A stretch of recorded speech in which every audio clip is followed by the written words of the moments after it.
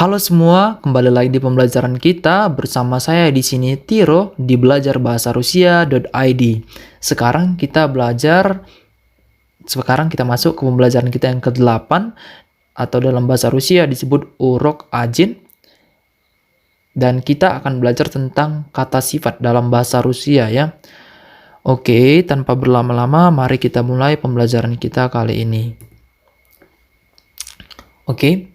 Jadi ada aturannya dalam kata sifat dalam bahasa Rusia.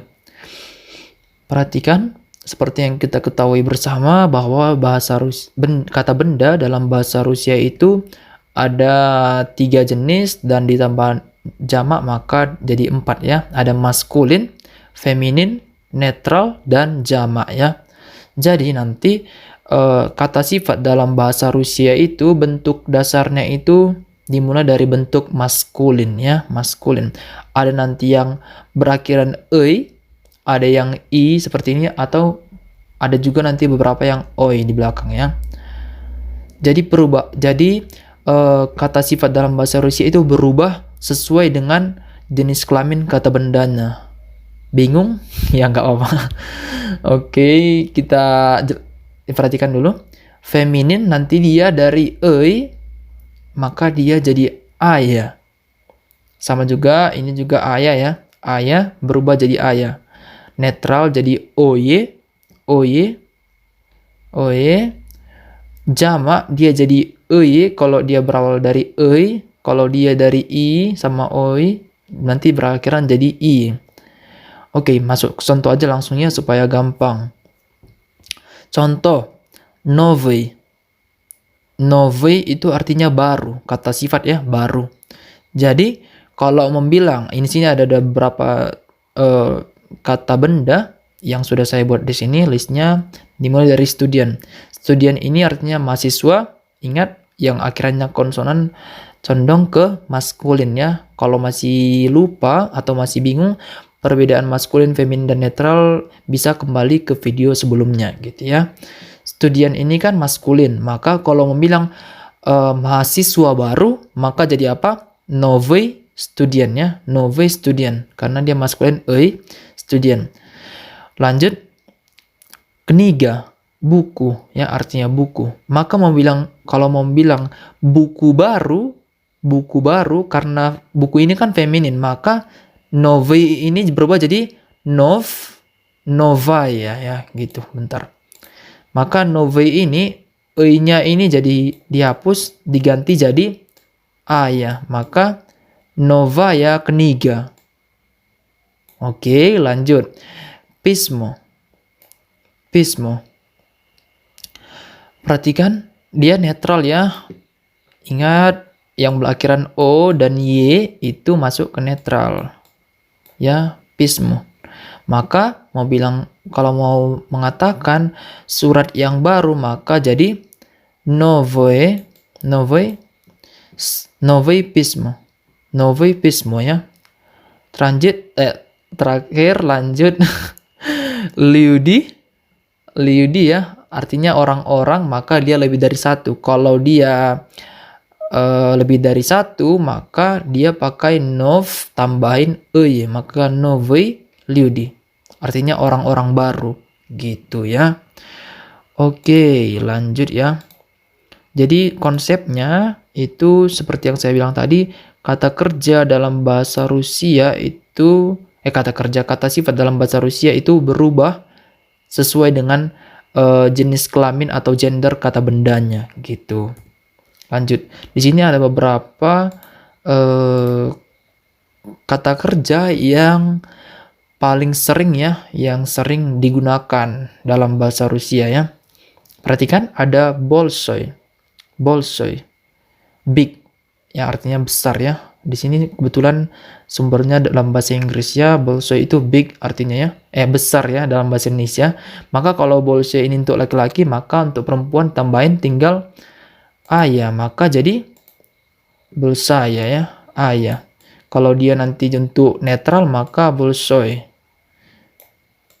Itulah kenapa kalau misalnya bilangkan terima kasih banyak, jadi spasiba bolshoy ya. Karena spasiba bolsoy itu kan spasiba o ya, spasiba o, maka bolsoy, maka belakangnya o gitu. Nanti kalau dia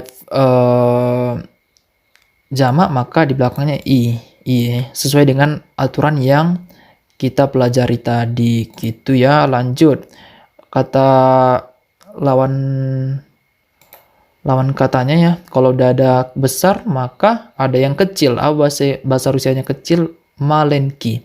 Malenki artinya kecil. Kalau ini untuk maskulin, maka untuk feminin apa jadinya? Malenkaya, malenkoy, malenki. Long, panjang ya, delinei, delinaya, delinoi, delinei ya, delinei. Pendek, karatki, maka jadi karat kaya, karat koye, karat kie. Good ya, karashi, good.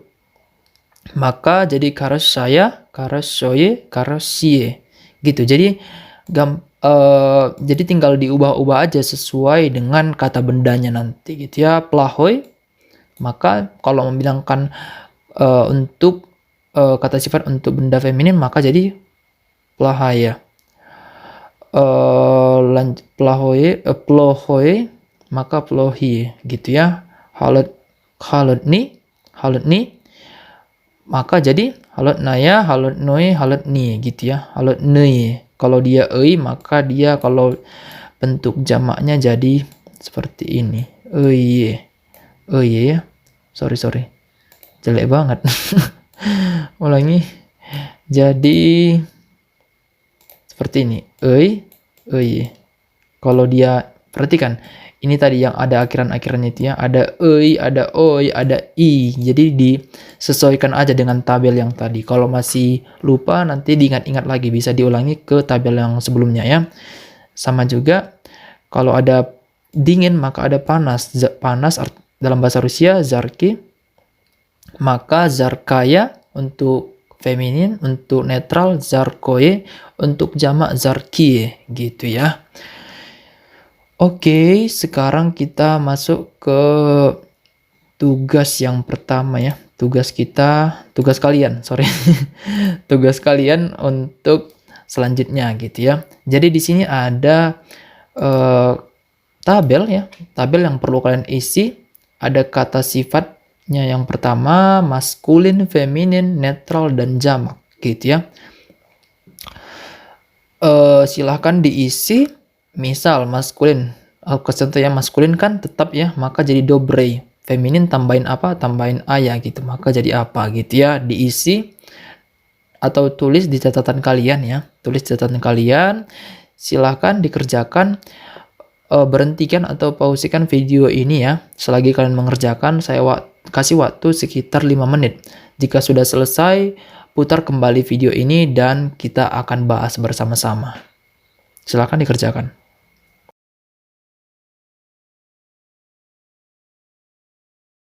Oke, perhatikan jawaban kalian. Di sini dobrei, maskulin tetap dobrei, feminin maka dobraya, netral maka dobroi, jamak maka dobrei. Itulah kenapa juga alasan pagi kan bahasa Rusianya utra. Mengucapkan selamat pagi ketika kita belajar kemarin di perkenalan maka jadi dobrei utra. Ngerti kan? Karena apa? Karena utra. Utra itu belakangnya o, maka dobrei utra. Nanti kalau dia selamat siang kan dien ya. Dien itu maka dobrei dien. Gitu. Mulai ngerti ya? Счастливый artinya senang, maka счастливый, счастливая, счастливый. Lehki tetap lehkaya, liokoe, liokie. Чистый, maka jadi чистый tetap untuk maskulinnya чистая, чистоe, чистый.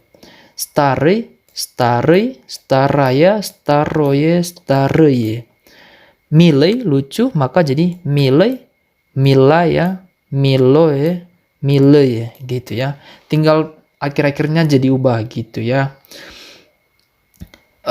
Jadi nanti disesuaikan, tinggal disesuaikan dengan kata bendanya. Kata bendanya jenis kelaminnya apa? Kalau misalnya dia netral, maka kata sifatnya juga harus diubah menjadi netral gitu ya. Kalau dia feminin atau jamak atau maskulin, harus diubah juga kata sifatnya menjadi maskulin, feminin atau jamak ataupun netral gitu. Oke, segitu dulu untuk pembelajaran kita kali ini. Semoga kalian mengerti. Kalau ada pertanyaan, boleh nanti ditanyakan di kelas. Спасибо за внимание. Всем пока. Пока-пока.